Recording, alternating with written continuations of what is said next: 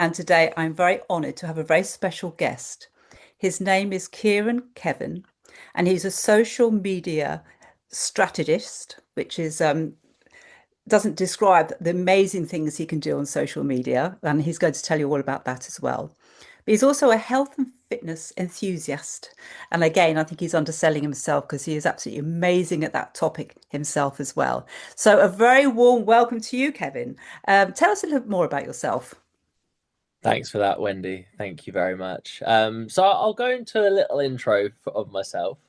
And for me, as a social media strategist, what does that mean? It's all encompassing. So when you think of social, think of me. That's what I like to say to my clients and people I work with, whether it be organic, whether it be paid social, whether we're partnering with an influencer, whether we're running a huge campaign, whether it's copywriting, whether it's sponsorship, the list goes on for social these days. And that's my game. So anything to do with social media is where I flourish. And that also includes personal brand. And I'm a big believer in personal brand across social media. And I think it's ever so important along with your business brand. And it's something I regularly push. With the fitness enthusiast off the back end, I was a previous athlete in another life, so I did run into an injury which stopped that career. But I keep my foot in the door with my health and fitness online coaching company, Kieran Kevin Coaching. If anyone is interested, and I help people, busy people, to get in shape and to live their lives without restriction. And I highly recommend it. Kieran's got some amazing tips and everything online. He's really, really good to follow, and he's got some fantastic content. So this is why I'm so pleased that you've agreed to be interviewed today because I really love the stuff that you put out, Kieran. So thank you so much for introducing yourself. I Thanks. also know you've got quite a big connection with Mr. Rob Moore. Can you tell us a little bit more about your connection with Rob Moore? I do. So I worked for Rob for almost 4 years. I should say I was lucky enough to work for Rob for almost 4 years. I started a long time ago. I started my career in social media where social media wasn't that important at the time. So it was prior to the pandemic. It was prior to everyone going or making online or digital first um, businesses. Don't get me wrong, there was, but social wasn't the necessary part of the puzzle that it is now. And my that was my first real job in social media. So prior to that, I freelanced and I started to build up a real good network and we were opening like boutique salons. I was working with personal brands, personal trainers to build up their social and generate leads for them. And then I saw a job application for a job in Peterborough, and that was with Rob Moore. And I thought that sounds like a bit of me. I read that job description, and it really appealed to me. I applied. Multiple rounds of interviews later, I got to meet Rob. And the moment I met Rob, I knew like that is the person I wanted to work for. And we definitely had some sort of instant like connection, which was great. I came in as working for Progressive Property, which is one of Rob's companies. I built their socials, built Progressive Successes socials, and then Rob wanted to elevate his personal brand. He had just started um, the Disruptive Entrepreneur podcast, now known as Disruptors, and he wanted to take that above and beyond. At the time, there was no TikTok. At the time, there was a much smaller following across social. There was no subscription channels. And if you do follow Rob and you find out about Rob, these are some of his big successes now. TikTok, subscription, Rob.team. None of that will mean anything to anyone unless you go and check him out. So make sure you do. But in a nutshell, that's how we got started. And I think it's really important that people know that you were instrumental in developing Rob Moore's podcast, wasn't it? Because it really did accelerate, and it's got thousands of followers now, but you were very instrumental in developing that podcast with him, weren't you? I think that's the point I really want listeners to hear. Yeah, I mean, definitely 100% developing the personal brand and the podcast. So we were smart starting off at a decent place. We had solid foundations, and Rob just wanted it to fly. He's like, how do we make this times 10? How do we 10x it, as Grant Cardone would say? That's what he used to say.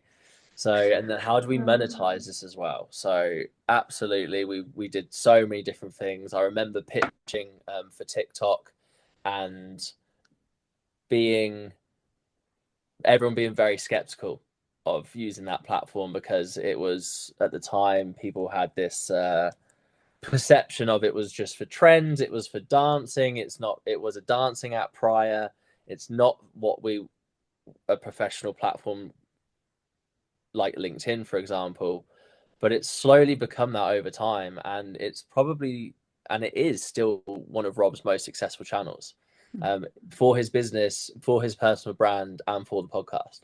Mm. Amazing. It's amazing what you can do and the difference you can actually get if you get the right person to support you. You know, the difference that you can make on social media is amazing. Thank you for sharing that story, Kieran. Thank you, And Wendy.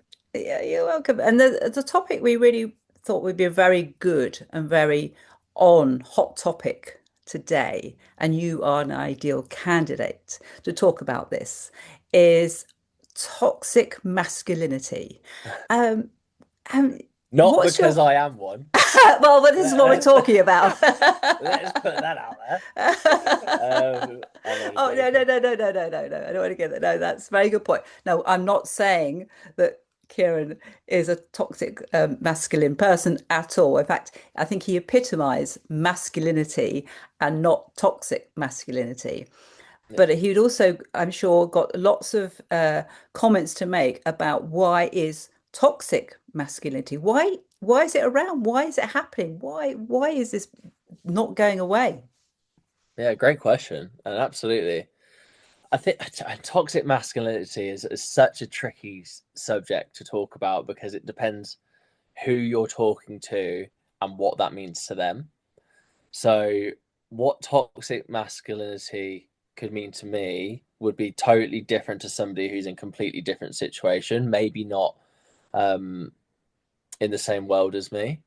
And then a super high achiever, for example, could see toxic masculinity in a completely different way again. So they might not see it as anything. They may see it as a lesser problem as we see it as such a big problem. And how that can really affect people's mindset, what they think is right and wrong, how they treat people, um, and how you conduct yourself in life. I think there is a lot of toxic masculinity out there. And I think that there's a lot of big characters that drive toxic masculinity. And I really feel like we're falling more into it. And it's becoming Mm, almost a little bit more acceptable to be mm, this person and be this way. mm, Um, and that's a dangerous place to be. That's a mm. dangerous place to be because there has to be consequence for things that are said and done. And if we just brush it under the carpet, then we're not teaching the next generation that maybe this is not acceptable. Absolutely. And I think sometimes, with masculinity, sometimes there's lots of different sort of communication or opinions about it, and whether there's sort of more confusion at the moment as to, what is it, what makes a man, what identity is that, and what is that about? And I'm very much aware, because obviously I work in the mental health field, is that um, there's still a resistance to men talking about their mental health, whether they see that as a weakness as well, and but then again, there's what's really, really sad is there's far more suicides around from men than there are from women. So Yeah. there's clearly a more openness about talking about mental health in social media, but Mm. there's something missing. Why men don't do they see it as a weakness for asking for mental health help? I mean, what's your thoughts on that? Yeah, great topic, Wendy. And it's very topical as June is Men's Mental Health Awareness Month. And that is a very good point because I don't think many people even know June is for Men's Mental Health Awareness Month. And I think that's a big problem. Mm, I think with men especially, and it's probably a generational thing and how you've been raised. It depends how open and vocal you are of your situation, it's a form of vulnerability that a lot of people don't like to show, and a lot of men don't like to show. One, because it's seen as like a form of weakness. Two, it could be the opposite to appealing if you're looking for a partner.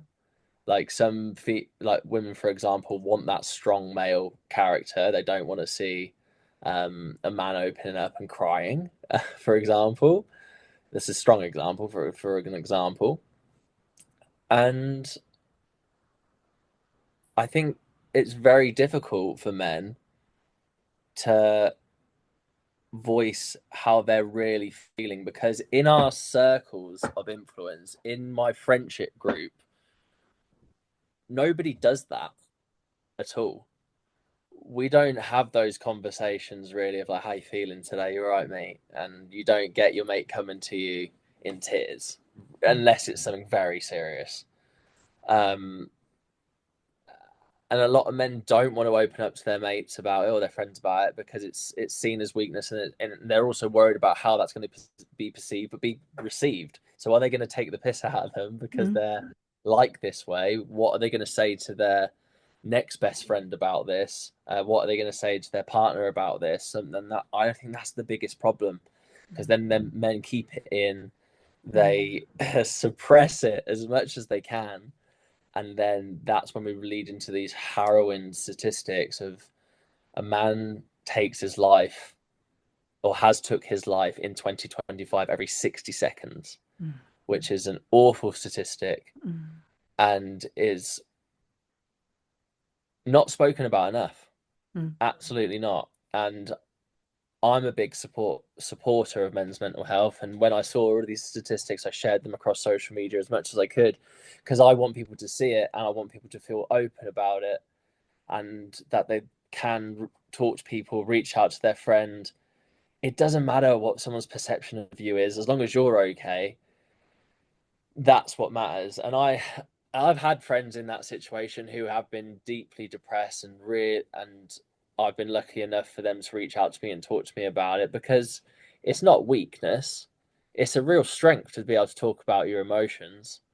Um, and you'll feel a lot better for it, but it is definitely we still need to do a lot of work to mm. make it more acceptable. I also wonder whether us women don't help as well, because we've had this enlightenment, we've got sort of equality, we've got the Me Too movement going Yeah, on as well. And therefore, we kind of, and it's great that women can be more aspirational and now can do any job that they want. And I think they're becoming more and more successful in the job market. But I yeah, also wonder whether we give men confused messages because we actually want them to be soft and gentle and share their feelings, but you also want them to be the protector, the masculine, the strong one as well. So I'm just wondering whether we just kind of contribute by by by giving very mixed messages. So men the identity again is confusing because, well, what do you want me to be? What do you think about the Me Too movement, and has that contributed, do you think, to this sort of crisis in mental health for men? absolutely. I mean, I'm gonna have to be careful what I say here, Wendy. Say what you like. It's Yeah, fine. but I think social media has a real big part to play in this, of shaping that expectation from a male and what that should look like. And I saw a really interesting statistic the other day around, I want someone who earns six figures. I want someone who's above 6 foot. I want somebody who is goes to the gym, works out, has X, Y, Z, and then they crunch the numbers on that, and like just earning six figures alone in the UK is, I think it's only 10% of the population, and then that 10% of the population is usually 45 plus. So you've got 21-year-olds asking for a figure earner at 6 foot. And then if you take all of these other categories into it, it takes it down to like 0.02% of the population. And then you have to ask, what do you offer that high achieving 0.01% male wants? And then that creates a real problem, both sides of the story.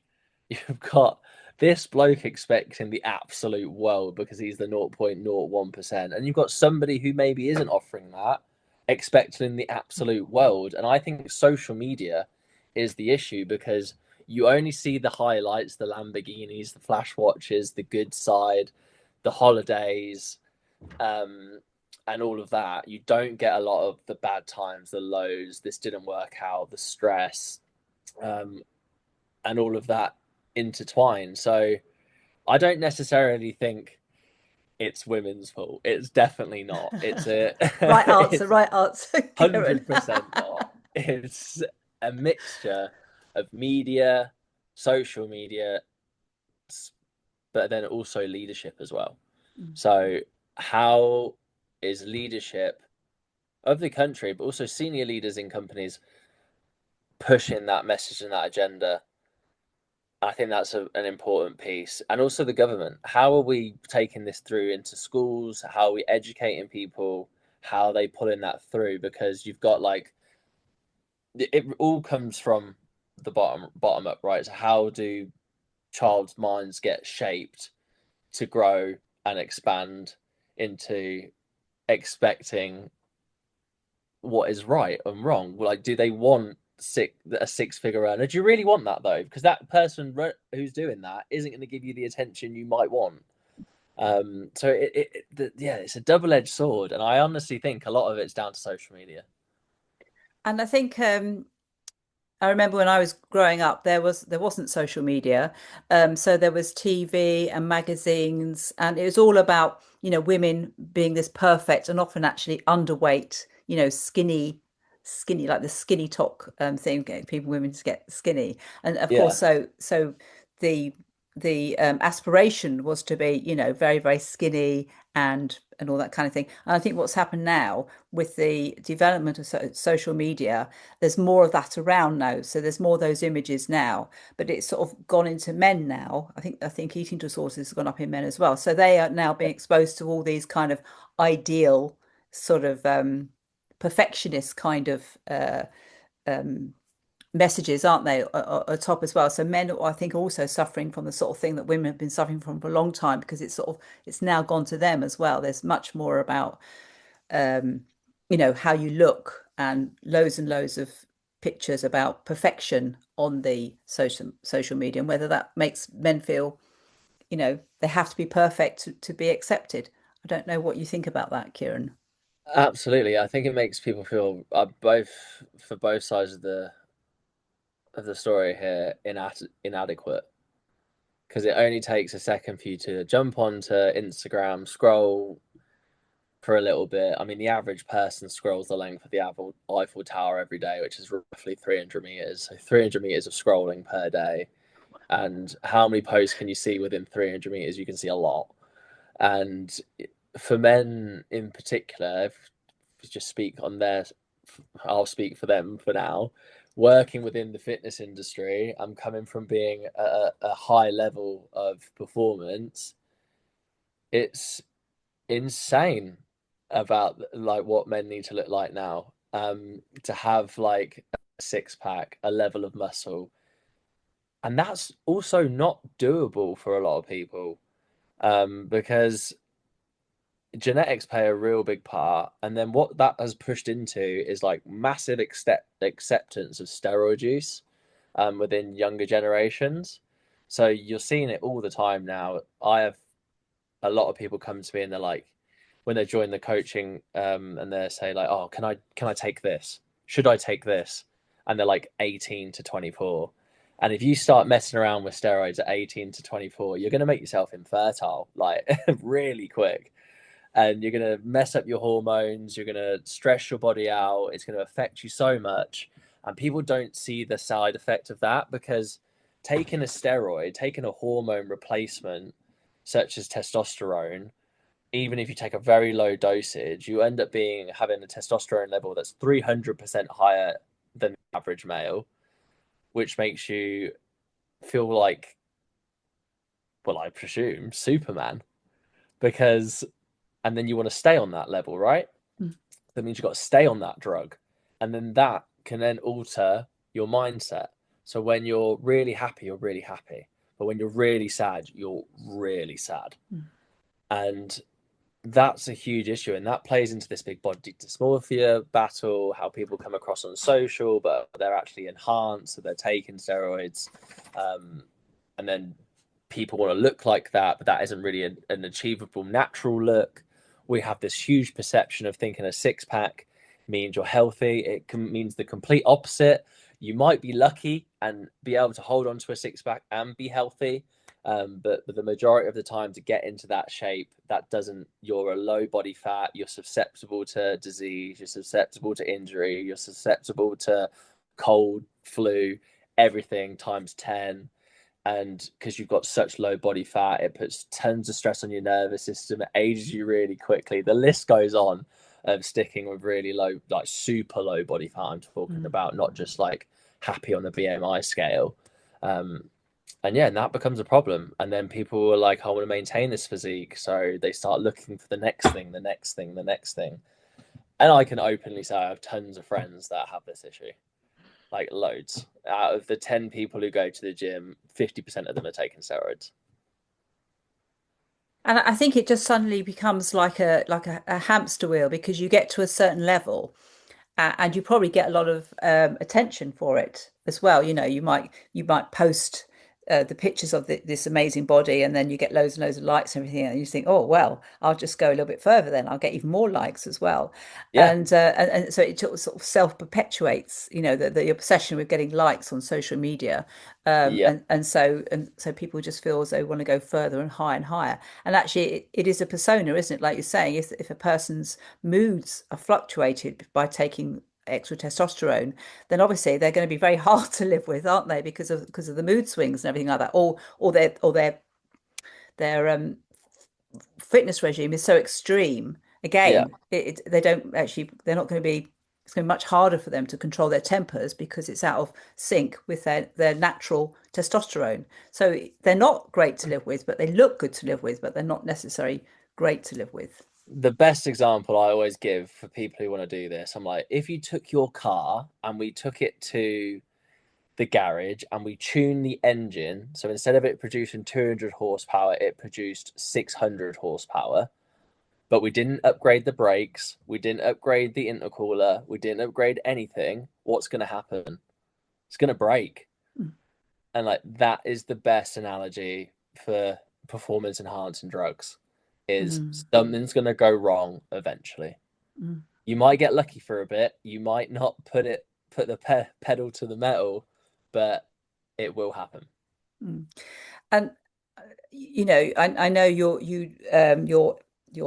health and well-being role is very ethical, and I know you go for natural and you help people to get to be their best selves, really, but in a healthy, natural way. I just want to make sure that people hear that, Kieran, because it's very important to say that as well.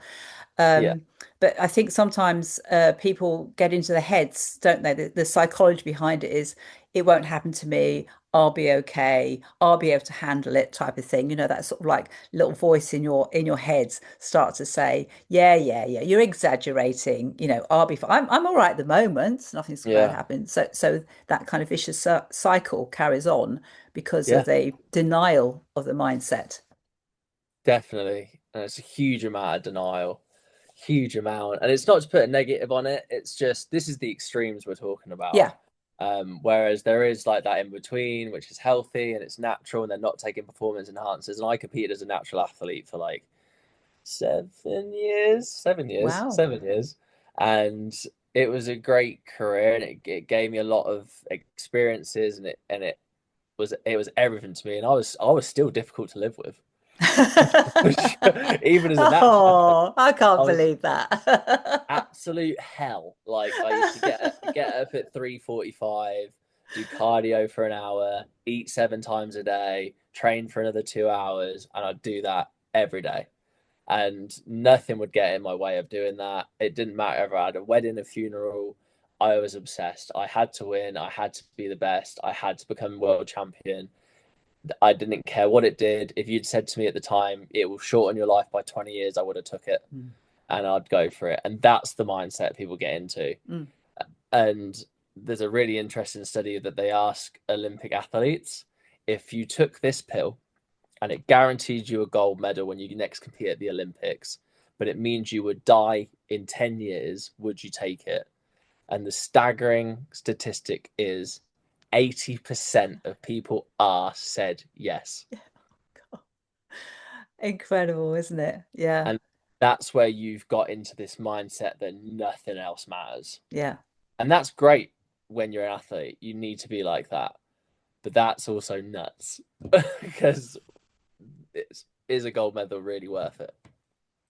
I suppose if you have an aspirational dream and that is your focus of your life, it's great that you've got that kind of mindset and that self-discipline to achieve such high levels, isn't it, as well?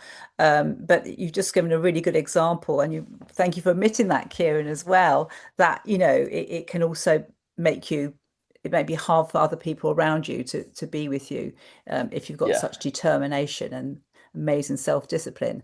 But there's always a downside, isn't there? There's always a downside. Yeah. Oh yeah, there's always a downside, 100%. And I think it's there's a healthier way of doing it. There's a healthier way of doing it, and there's also like a big push for like testosterone replacement treatment at the minute for males who are ages like 30 and plus. It's a huge thing in the US. It's slowly coming over to the UK, and testosterone plays a huge part in your mental health. And if you do have low testosterone levels, it will affect how you feel, how you your level of energy, and that is worth getting your bloods done for 100%, and then do it under the guidance of a GP, do Mm. it under the guidance of a doctor. Don't just go to somebody and buy something and hope for the best, because it's not gonna end well. Something online I found. Yeah, exactly. Yeah, I found this website from America, and it sounds really good. Yeah, yeah, absolutely, and that's great that you're giving that sensible advice, which we should all, because you don't know. You take these tablets, don't you, and you don't really always know what's in them, do you, or the effects on them, and like you say, you really do need to understand the responsibility of taking these things. Mm. definitely, definitely. But that's not to put anyone off. He wants to be an athlete. He wants to compete. Just do it in the right manner, and then you're onto a winner. Well, exactly. I do like the idea of it's much more credible, isn't it, when you do it, like you say, the natural way, where you're not taking, substances to enhance certain features. If you are tested for that, then I think that sounds so much better in itself. It sounds such a better achiever, isn't it? You're not sort of cheating in a way, you're doing it naturally, which is much, much Abs- better. Absolutely. And you get longevity. And like we go back to that tuned car analogy, you're not going to break. You will still break partially. I broke. That's why I had to stop competing, because that's what happens to most athletes. But you'll be able to keep going. You won't have to call out the AA to tow you.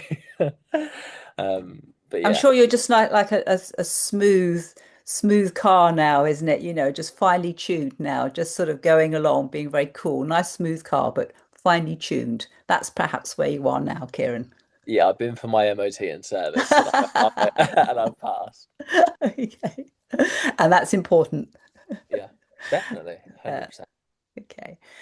But I think also social media, I think it's also important to say that it's given conversations to men to debate this, and you have got role models like Harry Styles, who's an icon and a leader, isn't he? And he apparently he likes to wear a dress, and good for him. Why not? You know, Yeah, and Dwayne the Rock has talked about he does look like that classic hard hero, yeah, tough guy, has talked yeah. about therapy.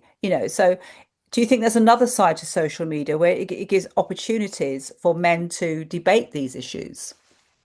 I definitely do, and I think we're honing in on like the toxic side of masculinity and perhaps social media.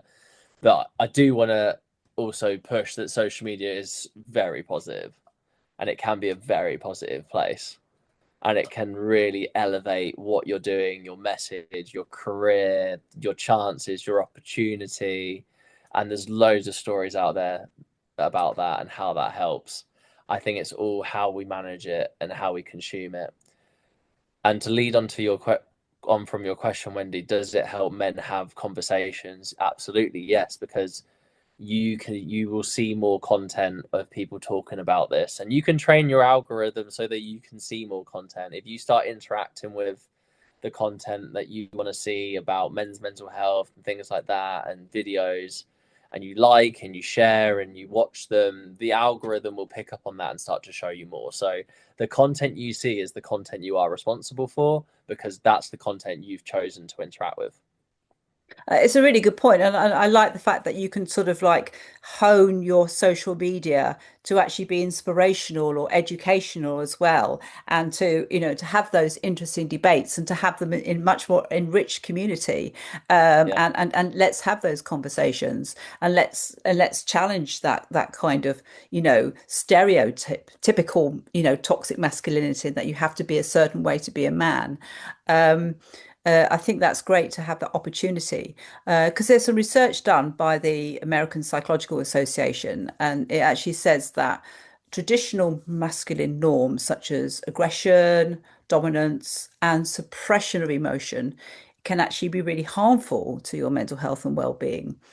So that there's sort of science and psychology saying that actually this traditional norms aren't good for your mental health. How do you think you can encourage men to perhaps be a little bit more open and not feel that that's a weakness? That's a great question. I think we have to normalize it. I think we have to make it more more normal for people to have those open conversations and be less judgmental about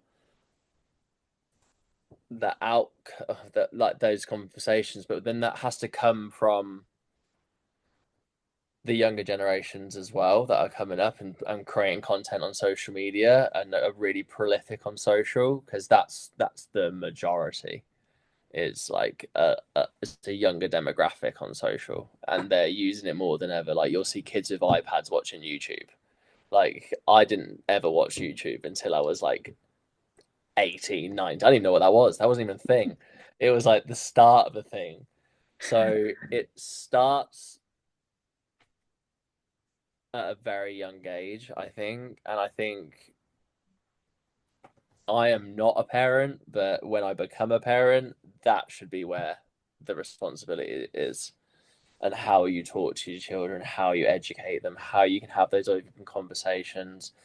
And probably not just for them, but encourage them to talk to their friends and get them to have open conversations, because maybe they don't. Because that's what matters, is your friendship group when you're growing up, really, isn't it? That's who you probably speak to you most. Like my friends are like my family. And I speak to them all the time. Like, I always see the lads constantly. I still train with my best friend every day, who's been my best friend for 17 years. And I probably will for the next 17.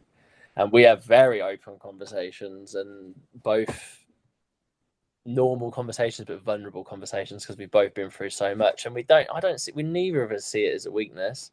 Mm. um but that takes time, and don't be afraid to reach out and seem vulnerable. Like just do it. Like what have you got to lose? Mm. Like sometimes you need to park your ego for a minute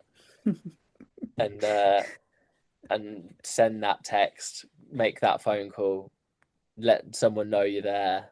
It only takes a second, but you don't know what that impact could have. Perhaps a person's ego also needs to go and have an MOT as well. Sometimes that needs to be parked. Yeah, And I think there's an opportunity, isn't there, to for young people, as you said, they are changing the norms as well, and it's about actually having a more enriching way of life as well. So I think nowadays, men are much more proactive in being with their children. The stereotypical role of the man providing, going out for work, that's sort of quite outdated now, isn't it? And actually, men being more around their children and actually enjoying that sort of close bond, and then having those conversations, because it's also how you behave. So if you say to your son or daughter, it's good to be open, and when they start talking to you, you're not paying attention, or you're sort of saying, oh, don't talk about that, that's not appropriate. You've got to also role model, haven't you? You've got to be a role model to your children, and be that kind of open person who's willing to talk about their feelings and to be sensitive and vulnerable, and to say that's okay, whether it's a male or female, that's okay as well. So you're right, I agree. That's where it starts, is the relationship you have with your children, um, and allowing them to express themselves however they need to, and not to see it as a weakness. Absolutely. And then just encouraging it, just keep on encouraging it with your friends as well. Because sometimes you'll be super surprised about what people have got going on that you didn't even know about. And I'm sure you know that as a therapist, Wendy. Like, you just cannot believe what is going on that someone has you've known for years and they've never told you. Mm. So it's always good to have those conversations and start those conversations and open it up. Open it up. And there's groups about it. There's a lot of groups now. There's what was the one that I went to a while ago? It was like a talking group. It's a lot of I actually went with Rob Moore many years ago. It was called Man Talk, and they're a Oh, group go round, and they have like keynote speakers and people who have been through things. And Rob was one of the speakers at the time, actually, and that was really good, actually. And there's a lot of men in there was all men in that room. There's about 150 men in that room, and yeah, it's good to see. And there's a lot of different ways of getting help out there if you need it. But I think starting to talk and reaching out is the first step. and I always say, to the men, as a therapist who I see, it's actually very brave to come to therapy. It's very brave to start opening up and admit you need help. I see it the other way around. I don't never see it as a weakness. I always think people are really brave to actually sort of look at their problems, and to sort of confront them, and sort of try and help with their problems, to actually seek help. It can Yeah, make you feel very vulnerable, but I think that's amazing, and I like that in a male. Actually, I quite like it when they don't tell anyone, but I quite like it when they sort of cry at a film, or whatever, because it sort of shows a very touching side as well. So I think that's very masculine, yeah, partly. I don't see that as weak at all. I see that as, being being strong enough, secure in themselves, that they hmm don't have to worry about their ego. They don't have to worry about what they look like. They're much more authentic to how they really are feeling at that time. And I think yeah, that's much more, interesting. yeah. It's a different form of masculinity if you can cry, but then also go and I don't know, hunting, something super masculine. Not like I would ever do Hunting that, in but Peterborough. yeah, that's it. Yeah. And one of the reasons I wanted to have you on my podcast, Kieran, because you are somebody who is in the health and fitness industry. You still that's very much your passion as well, and in social media as well. So obviously you know what's going on in social media, but it feels as though you have a healthy balance as well. It feels that you're quite confident in your own sense of who you are, your own masculinity. So it's possible to have both, isn't it? It is possible to be masculine and to be into your health and fitness, but also to be open and willing to have those sensitive conversations. Yeah, 100%. I'd probably say through experiences in life and also social media that it teaches you that, because social media is all about psychology and how you get people to do things without really asking them to do something. So how do you get a lot of views on the video? You start with a good hook, you open with a great scene, it gets their attention, you get the watch time. How do you get someone to interact with a post? How do you get someone to go to the website? How do we make these things happen without directly asking people to do it? And it's good from a psychological point of view, and then life's experiences help shape that, and those two coming together, I think, is what can really help you balance masculinity. And I was raised by my mum, essentially as well. So that probably helped a little bit. Lovely. Well, she did a Yeah. great job. I'm going to say that Yeah. now. She did a great I'll job. let her know. I'll Thumbs send her up to this. Kieran's Yeah. mum. Yeah. She did a good job. My last question is, we talk about all the sort of positives and negatives of social media, but we do have these role models that kind of like really anti, and Andrew Tate is one who is, he's known for his toxic masculinity. So why do you think all of a sudden there's this huge following to people who are really toxic on social media and everything like that? And why is that? I think it's because a lot of young men are very frustrated and feel like they're not heard. And I feel like he resonates with them because he's kind of given them no other choice but to follow him. Do you want to push, like we can rewind this conversation back of like what the expectation is from a female. We want this, we want money, we want 6 foot, we want muscle, we want, like, this is the high end level of expectation.